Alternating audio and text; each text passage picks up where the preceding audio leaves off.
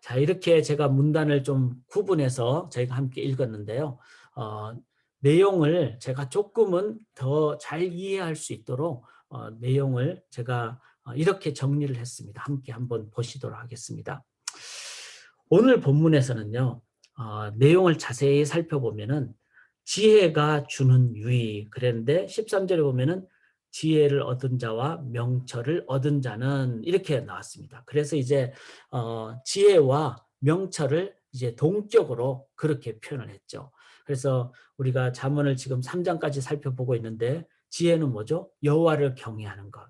그 다음에 또 1장 20절부터는 지혜가 막 길에서 소리를 내고 바라고 이런 표현을 저희가 봤듯이 여호와를 경외하는 것이 지혜인데 그 지혜가 의인화됐어요. 이 말은 뭐죠? 바로 여호와 하나님이 지혜라는 거죠. 그리고 이제 우리가 잠언을 자세히 보면 크게 삼위일체가 나오죠. 성령님이 나오시고 또 이제 조금 있으면 또 예수 그리스도가 나옵니다. 그래서 삼위일체 하나님이 지혜다. 그래서 이제 지혜와 명철이 어떤 유익을 주는가? 이게 오늘 본문의 이제 첫 부분이 되겠습니다.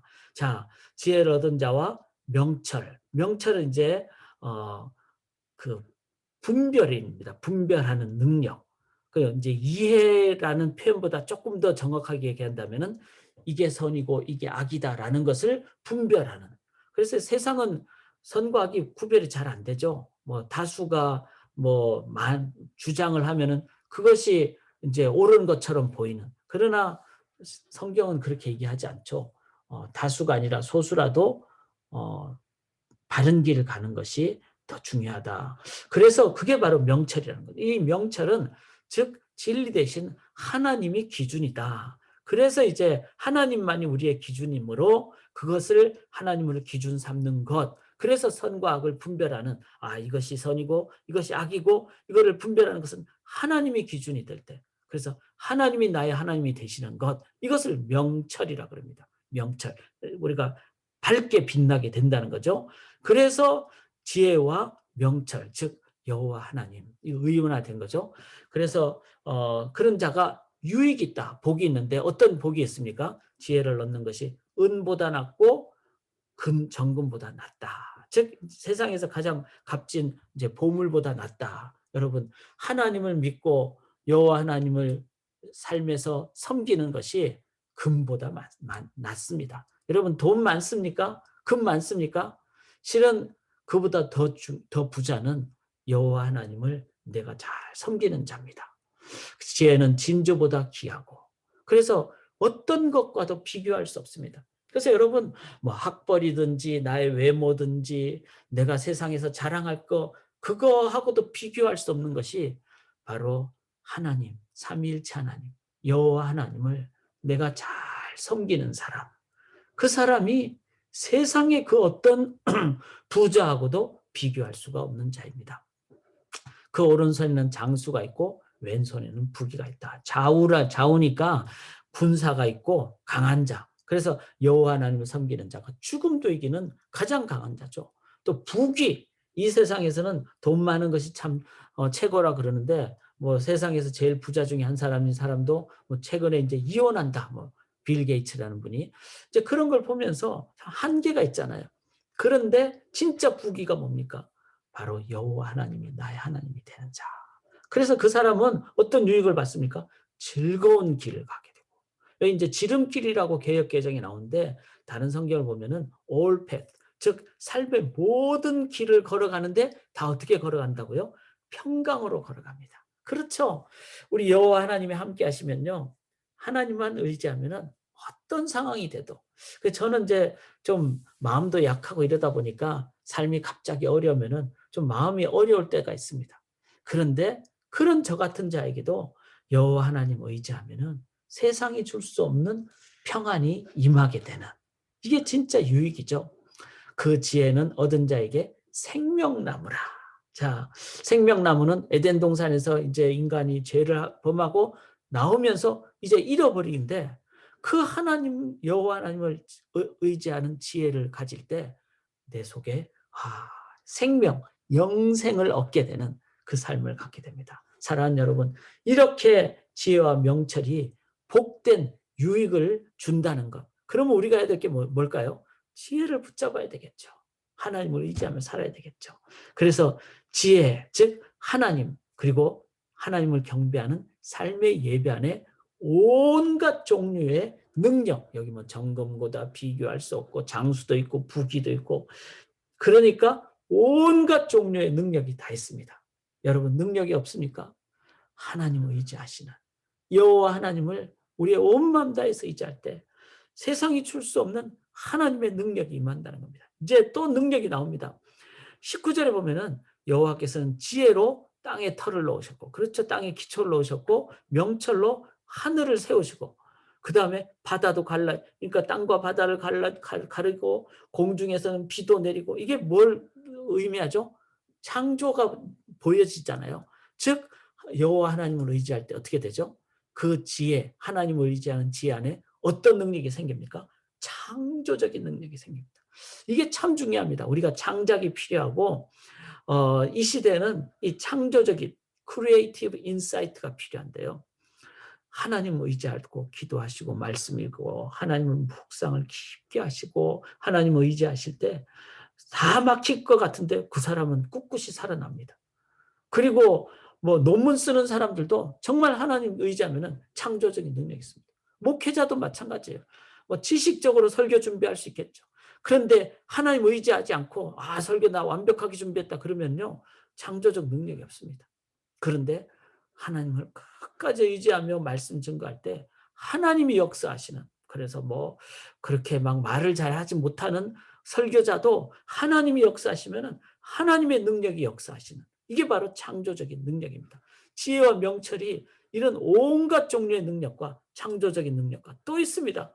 그래야만 그것이 네 영혼의 생명이 되고 네 목의 장식이 된다 그랬어요. 그러니까 장식이 뭐죠? 내가 아름답게 보이게 되는, 그 다음에 평안하게 되고, 발이 이제 거친다는 말은 스텀블링, 즉 비틀거리지, 돌뿌리에 채여서 넘어지지 아니하는. 그래서 우리가 살면서 돌뿌리 얼마나 많이 채입니까? 그냥 감정에 채이기도 하고 또 어떤 사람과의 관계 때문에 채이기도 하고. 근데 여호와 하나님 의지하면요, 그런 돌뿌리 정도는 다 넘어가게 돼 있어요. 누운 적 잠이 달리로다. sweet dream. 정말 하나님 의지하면요, 잠이 막 이렇게 꿀처럼 단 그런 사람. 너는 갑작스러운 두려움도 악인에게 닥치는 멸망도 두려워하지 않게 되는. 그래서 우리가 예기치 못하는 그런 뭐 상황이 맞이할 때가 있죠. 그런데도 하나님 의지하면요, 이 위에 하나님이 계신다, 두려워하지 않게 되는. 그래서 대저 여호와는 네가 의지하실 이신이라 네 발을 지켜 걸리지 않게. 하나님이 우리의 발을 걸리지 않게 하신다. 그래서 하나님 여호와를 의지하는 자는 모든 것을 얻게 되는 자입니다. 발도 걸리지 않고, 그 다음에 아름답게 되고 평안하게 되고. 그렇다면 이렇게 지혜가 주는 그 능력, 유익이 이렇게 다양하고 이렇게 온전하고 능력이 많다는 걸 안다면은, 그걸 진짜 제대로 이해한 사람은 어떻게 할까요? 지혜를 온 마음 다하여 구하게 됩니다. 하나님을 온 마음 다하여 찬양하게 됩니다. 자, 또 있어요. 지혜를, 명철을 우리가 구하게 되면은요, 이제 오늘 본문의 27절부터는요, 이 이웃, 세상과의 관계, 우리의 삶에서 이게까지 돼야지 진짜 이 땅에 하나님 나라 건설이 되잖아요. 그런데 하나님이 내 안에 이제 충만하니까, 아까 제 조금 전에 봤던 그 모든 능력을 다 갖게 되니까 사람들을 향해서 어떻게, 네 손이 선을 베풀이 마땅히 받을 자에게, 사람들에게 아끼지 않는다. 아끼지. 그래서 교회가 은혜가 풍성하면요, 구제헌금이 아끼지 않게 되고, 선교헌금이 아끼지 않게 되고, 교회가 정말 사랑을 아끼지 않게 되고, 그 다음에 사람들이 뭐 달라 그럴 때 내일 주지 않고 당장 주게 되고, 그 다음에 다른 사람을 해하려고 꾀하지 않게 되고, 다투지 않게 되고, 그 다음에 포악한 자를 함께 따라가면서 독재라든지 뭐 포악한 것에 동조하지 않게 되는. 지금 미얀마 같은 경우도 우리가 이런 부분을 참 잘 우리가 봐야 돼요. 미얀마 같은 경우에도 이런 포악이 이제 따르지 않게 되도록, 그렇게. 그 다음에 대저 패역한다는 하나님 미워하시는데 하나님만을 온전히 의지한 자를 하나님은 함께 교제하신다고 합니다. 하나님이. 그러니까 여러분 이게 참 재밌는 것이 지혜 즉 하나님을 온전히 의지하면은 내 안의 능력만 가질 뿐만 아니라 사람들과의 관계 속에도 능력을 갖게 되고 그러니까 이웃과의 관계가 온전하게 되죠. 그러면은 또 그거를 또 하나님은 또 너가 진짜 내가 만든 하나님 형상으로 만든 사람들을 사랑하는구나. 내가 너와 교제한다. 그래서 하나님과 또 펠로십을 하게 되는 이게 상호적으로 같이 가는 겁니다. 하나님을 사랑하는데 이웃을 내 몸처럼 안 사랑한다. 그거는 하나님을 안 사랑하는 것이죠. 하나님을 안 사랑하는데 이웃만을 사랑한다. 그거는 한계가 있는 사랑입니다. 그거는 언젠가는 앙심을 품게 돼 있어요. 내가 저 사람을 향해서 밥을 뭐 10그릇 사줬는데 나한테 한 번이라도 감사하다는 말을 안 해? 그러면서 막 속에 막 그런 게 나오죠. 그런데 하나님의 사랑이 있으면은 이웃을 사랑해야 되고 그 이웃을 사랑하니까 하나님이 또한 하나님의 자녀들을 사랑하니까 좋아하셔서 우리와 교제하게 되는 이게 선순환이 일어난다는 겁니다. 그런데 악인의 집에는 여호와의 저주가 있고 의인의 집에는 그래서 하나님의 복이 있고 그리고 이 하나님을 사랑하는 자, 하나님을 의지하는 자는 겸손한 자죠. 그런 자에게 하나님은 은혜를 베푸시고 그래서 이게 지혜로운 자고 영광을 하나님의 그 무게를 기업으로 받아서 그런데 미련한 자는 수치를 당할 영달하면 수치가 되는 이 말은 수치를 당할 뿐이라고 이제 다른 번역에 그렇게 표현이 됐어요. 좀 어려워서 제가 이렇게 번역을 이제 사용을 했습니다. 사랑하는 여러분, 지혜와 명철이 주는 유익이 제가 전편 조금 전에 봤던 그 슬라이드에 내 자신에게 많은 엄청난 유익이 있고 또 지금 슬라이드에 보시면은 관계 속에 엄청난 유익이 있고 자 그러면은 이제 이렇게 균형적인 전인적인 삶의 그 자세를 갖게 된다면은 결론은 뭘까요? 결론은 지혜에 대한 이런 즉 하나님을 섬기는 여호와를 경외하는 것에 대한 나의 자세는 어떤 거죠? 이 11절에 보면은 여호와의 이게 징계라 그러니까 이제 좀 세게 표현이 되는데 실은 디서플린입니다. 그러니까 리프루프. 이제 리프루프란 말은 바로 이제 그 사람을 다시 증거한다는 거죠. 증명한다는 거죠. 즉 우리의 삶에 디서플린 훈련을 받게 되는. 그래서 정말 지혜가 중요하다는 생각되는 사람은 훈련 내지는 그 훈련은 좀 힘들잖아요. 그러니까 훈련에서는 뭐 꾸지람도 있고 좀 이렇게 디서플린하는 책망도 있고 이런 부분을 우리는 어떻게 가볍게 여기지 말고 싫어하지도 말고 그리고 아버지가 아들을 훈련시키는 것이기 때문에 우리는 훈련에 대해서 어떻게 해야 될까요? 적극적인 자세를 가져야 된다. 적극적인 훈련을 긍정적인 자세를 가져야 됩니다. 자, 훈련이라는 게 뭐죠? 훈련은 쉬운 건 훈련이 아니죠. 내 삶을 조금 더 업그레이드하는 거니까. 그런 면에서 이 잠언이 왜 이렇게 31장까지 있는가 하면 훈련이기 때문에 동일한 했던 얘기 또 나오고 또 나오고 그런 느낌이 들어요. 그거는 뭐죠? 훈련입니다. 그래서 오늘 여러분 하루 종일 우리가 여호와를 경외하는 그 지혜자를 훈련을 하셔야 돼요. 내 삶에서 어떤 상황에서든지 또 내 마음과 또 사람들과의 관계에서도 계속해서 즉 디서플린을 받는 이게 이제 우리가 해야 될 일이고 그래서 하나님께서 주시는 훈련과 연단을 피하지 말고 적극적으로 받으십시다. 근데 이제 또 하나가 있습니다. 바로 제가 생각할 때 오늘 본문에서 가장 중요한 구절이 바로 21절입니다. 같이 읽겠습니다. 내 아들아 완전한 지혜와 근신을 지키고 이것들이 네 눈앞에서 떠나지 말게 하라. 이제 좀 더 적극적으로 이 완전한 하나님의 지혜와 근신이란 말은 또 다른 표현이에요. 지혜에 대한 우리가 깨어있다는 말이죠. 디스크레션이란 말은. 그런데 이런 하나님의 지혜와 하나님 앞에서 영적으로 성령으로 깨어있는 것이 바로 완전한 것이라는 겁니다. 그래서 그것을 어떻게 해야 돼요? 우리가 우리의 삶에 지키기 위해서 해야 될 자세가 뭐죠? 바로 결론. 내 눈앞에서 떠나지 말게 하라. 저는 이제 일어나자마자 제일 먼저 하는 게 안경 쓰는 건데, 육의 안경을 쓰기 전에 내 영의 안경, 즉 세상을 볼 수 있는 하나님의 안경, 하나님의 시각. 그래서 내 눈앞에서 떠나지 않잖아요. 안경은, 저는 뭐 눈이 나쁘니까 하루 종일 안경을 끼듯이 하루 종일 여호와의 마음으로, 하나님을 의지하는 지혜로 살아가는, 이게 바로 삶 속에서의 예배자입니다.